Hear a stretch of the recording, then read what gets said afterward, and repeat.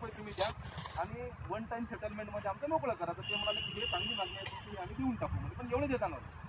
आम्ही पॉझिटिव्ह राहिलो, ठीक आहे म्हटलं साहेब कुठे देता येईल ते पहा.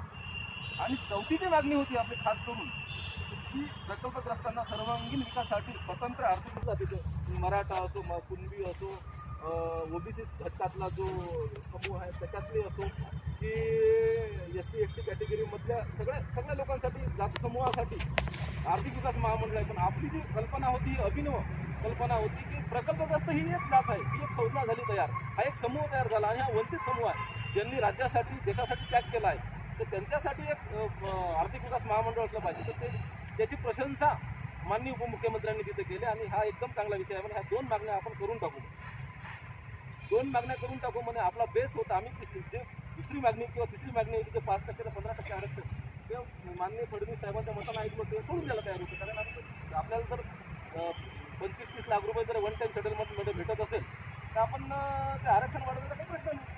आणि आरक्षणाचा विषय आता सगळ्यांना माहीत, आता मराठा आरक्षणाचा आता कालच विषय झाला, आजची डेडलाईन आहे द्यायची. त्यामुळं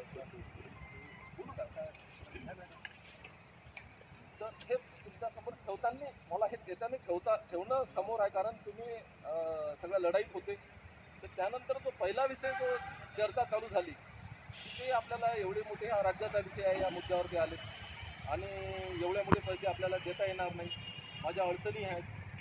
मी जर मग आम्ही म्हटलं की बाबा साहेब माननीय मुख्यमंत्र्यांची बैठक झाली, सगळं झालं आहे, फक्त आता आम्ही फायनल सुपर CM म्हणून तुमच्याकडे आलो आहे. तो हो म्हणे, पण म्हणजे कायद्यात बसत नाही, नियमात बसत नाही, मला देता येणार नाही, राज्यासाठी द्यावं लागेल. असे त्यांनी प्रश्न उपस्थित केले. त्यावेळेस त्यांना आम्ही एक करत मग ती चर्चा चालली आमची अर्धा घंटा आणि अर्ध्या घंट्याच्या चर्चेत सर्वांगीण चर्चा झाली. आणि तेव्हा कुठं फडणवीस साहेब शेवटी असं म्हटले की साहेब म्हटलं आम्ही तुमच्याला जवळपास 160 किलोमीटर अंतर कापून तुमच्यासाठी आलो म्हटलं आणि आम्हाला आशा आहे की तुम्ही विदर्भाचे राज्यकर्ते आहेत, विदर्भाचे नेते आहेत. आणि एक उदाहरण देत त्यांना प्रतापदादा अडसरच्या मतदारसंघातलं मी वाढवणार रामनाथचं उदाहरण देईल. वाढवणार रामनाथची मंडळी आहे का तर त्या प्रतापदादा अडसरच्या म्हटलं दादा म्हटलं साहेब तुमच्या मतदारसंघात तुमचे आमदार आहेत म्हटलं प्रतापदादा अडसर, त्याच्या मतदारसंघात वाढवणार रामनाथ हे गाव आहे नांदगाव तालुक्यामध्ये, तुम्ही तिथं समृद्धी हायवे बांधला म्हटलं. त्या समृद्धी हायवेला 18 ते 22 लाखाच्या रेट तुम्ही दिले. विदर्भातली जनता, आपल्या भागातली जनता खुश झाली म्हणजे फडणवीस साहेब काही आमच्यासाठी करू शकतात. आणि असं असताना 18 ते 22 लाखाच्या रेट दिले. त्याच समृद्धी हायवेला खेटून लागून म्हटलं 200-400 मीटरवर तिथं सिंचन प्रकल्प झाला म्हटलं 12-13 मध्ये, त्याला 80-90 रेट भेटले. जुन्या राज्यकर्त्यांनी चूक केली, 80-90 रेट भेटले. बरं त्यातल्या त्यात म्हटलं त्या प्रकल्पातला, त्या धरणातला गौण खनिज मुरुम हा सगळा उचलून तुमच्या समृद्धी हायवेवर टाकला म्हटलं. त्याच्यातली लाखो करोडो रुपये शासनाचे वाचले म्हटलं. कदाचित जर म्हटलं ते धरण त्या धरणाला आम्ही त्यावेळेस जमिनी दिल्या नसत्या त्या शेतकऱ्यांनी आणि नुसत्या त्या मुरुमासाठी, त्या गौण खनिजासाठी जर जमिनी विकल्या असतात तर 10-12 लाखाचे रेट भेटले असते म्हटलं साहेब. आणि 10-12 लाखाचे रेट भेटून ती जमीन त्या 7-12 त्या शेतकऱ्याच्या नावावर राहिला असता म्हटलं. तर म्हटलं साहेब तुम्ही आता विदर्भाचे तारणहार म्हणून समोर आले आहेत एक प्रकारे, तुम्हाला म्हटलं हा अन्याय. तर ते म्हणे बा माझ्या संवेदना तुमच्यासोबत आहे. कारण साहेब संवेदना असल्याने आम्ही म्हटलं अशा प्रकारे आमची चर्चा झाली आणि त्यांना कन्वर्ट केलं आम्ही की बा तुम्हाला मदत द्यावी लागली, पण ते तयार झाले. पण ते म्हणे मी निर्णय आज घेतला, निर्णय मी आज घेत नाही, मला वेळ द्यावा लागेल. अशा पद्धतीनं झालं. पहिल्या दिवशी वेळ मागेल, आम्ही वेळ द्यायला तयार नव्हतो. आम्ही आमची भूमिका ठाम ठेवली, प्रामाणिकपणे तुमची भूमिका मांडली. आम्ही तिथं सांगायचा मुद्दा हा आहे की प्रामाणिकपणे भूमिका मांडली आणि आम्ही म्हटलं आम्ही तिथून उठणार नाही. आम्ही लोकांना आणून पहिली 2 मागण्या आपल्या मान्य झाल्या आहे. पहिली मागणी आपली फडणवीस साहेब वेळ मागत आहे. तर त्याच्यानंतर तुम्हाला माहिती आहे तुमच्यासमोर CPचा फोन आला होता, मला त्याच्या DSPच्या फोनवरून बोलली होती. तर अशा पद्धतीनं आपला एकंदर जर आम्ही उदाहरण देत हे करत त्यांच्याकडून ती पहिली मागणी जी नाही होणारी मागणी ती नाही होती ते. आणि आतापर्यंतची जी अडचण होती तुम्ही जर पाहिलं असेल विदर्भातल्या आमदाराच्या तोडून ऐकलं असेल तर ते फडणवीस साहेबाचे शब्द बोलत होते. पण आम्हाला एवढा आनंद आहे याचा आणि हे आहे की आम्ही ती मागणी ती त्यांच्या बेसमध्ये कन्वर्ट केली. पण दुसऱ्या दिवशी जेव्हा चर्चा झाली तेव्हा ती चर्चा जरी 20 मिनिटाची झाली पण बेस तो पहिल्या दिवसात तयार झाला होता. बरोबर बोलत आहे मी. तो बेस तयार झाला आणि दुसऱ्या दिवशी जेव्हा आपल्या देशाचे माजी अर्थ राज्यमंत्री आपले अडसूड साहेब झाले किंवा माजी आमदार कॅप्टन अभिजित अडसूड झाले, प्रतापदादा अडसूड आमदार ते बसले आणि त्या दिवशी मात्र त्यांनी डेडलाईन दिली की 15 तारखेपर्यंत मला वेळ द्या, कारण हा विधी व न्याय विभागाचा विषय आहे. मला सीएजीच्या कॅबच्या चौकशीमध्ये अडकू नका, कारण मी आज राज्यकर्ता जरी असतो, इनडायरेक्ट त्यांनी म्हटलं की मी जरी आज राज्यकर्ता असलो तरी उद्या मी म्हणजे विरोधात जाऊ शकतो, उद्या माझ्या चौकशा लागू शकते. तर त्यामुळे मला जर आम्ही त्यांना पुन्हा म्हटलं रिक्वेस्ट केली किंवा साहेब विधी व न्याय विभागाकडे आपला प्रस्ताव केला आहे, माननीय मुख्यमंत्र्यांनी 2 ऑगस्टला बैठक घेतली आहे आणि विधी व न्याय विभागाकडे आपला प्रस्ताव केला आहे, तो प्रस्ताव बोलावून घ्या, आपण निर्णय द्या. पण ते हसत म्हणाले विधी व न्याय विभागाचा मंत्री मी हा म्हणे, मला माहीत नाही का म्हणे. तर मला तरी माहीत नव्हतं ते विधी व न्याय विभाग खातं त्यांच्याकडे आहे म्हणे, देवेंद्र फडणवीस साहेबाकडे आहे. ते मला माहीत आहे म्हणे, ते मला वेळ द्या म्हणे. पण अशा पद्धतीनं जेव्हा ते लोकप्रतिनिधी 3-4 लोकप्रतिनिधी होते त्यांनी असा निर्णय घेतला की फडणवीस साहेबांनी तुम्हाला बोललं आहे ना, विदर्भाचा प्रश्न म्हणून बोललं आहे ना, तर तुम्हाला 100% आपल्याला हा 15 तारखेपर्यंत घोषणा करणार. तिथं आम्ही आपलं आंदोलन मागं घेण्याचा निर्णय सगळ्याच्या सहमतीने घेतला.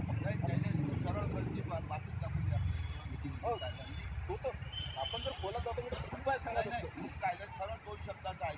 तर त्याच्यामध्ये काय केलं त्यांनी त्यांचे जे सेक्रेटरी होते राज्याचे प्रशासकीय प्रमुख जलसंपदा विभागाचे दीपक कपूर साहेब, त्यांनी काहीच नव्हते आले तिथं जे काही आपली खरेदी आहे ती खरेदीचा ड्रॉप जो आहे तो वाचून दाखवला की बाबा तुम्ही हे सगळं लिहून गेला आणि लिहून दिलं असताना सुद्धा मी तुम्हाला करून देणार आहे, अशा टाईपची त्यांची बॉडी लँग्वेज आणि भाषा आणि सकारात्मकता होती. शाळा रूपात कायदा हा याच्यात बसत नाही. आणि मग आपण आपल्या अध्यक्ष साहेबांना कुठलं गोष्टीपूर्तीचं जो प्रकल्पाचं ते मग मी वाचलं नाही अशी तुम्हाला सहानुभूती म्हणून देता येते.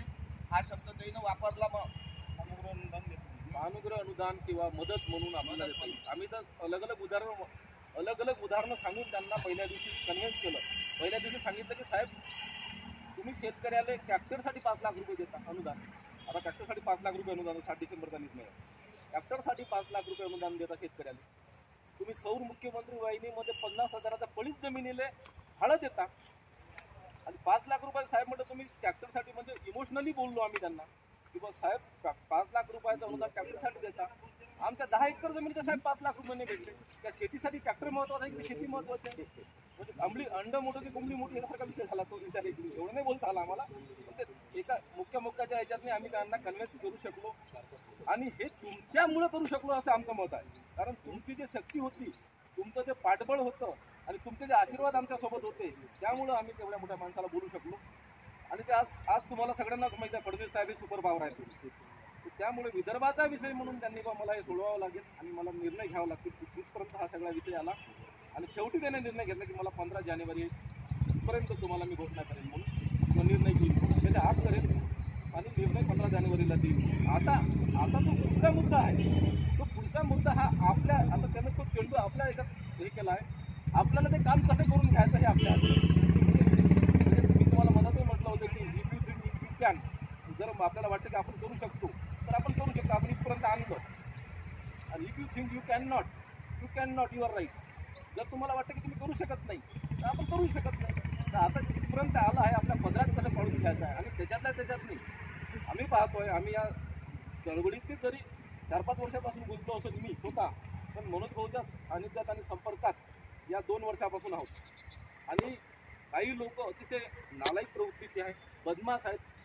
आता हे तुम्हाला माहीत आहे, तुम्ही प्रतिनिधी आहेत आणि अशातून आपल्याला मार्ग काढायचा आहे. त्या दिवशी जर काही लोकांना अडवलं गेलं नसतं, आपल्या भाऊबंधांना अडवलं गेलं नसतं.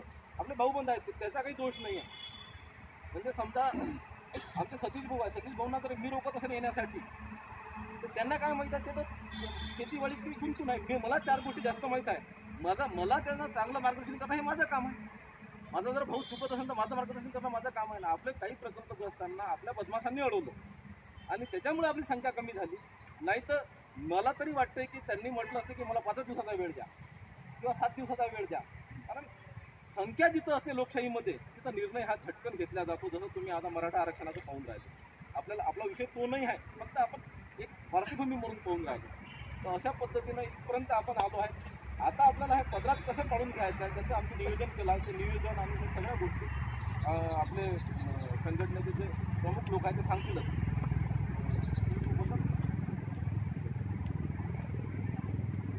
यानंतर याबाबत सुनील भाऊ गटाळे जे आपले सचिव आहे आणि ज्येष्ठ मार्गदर्शक आज आमच्यासोबत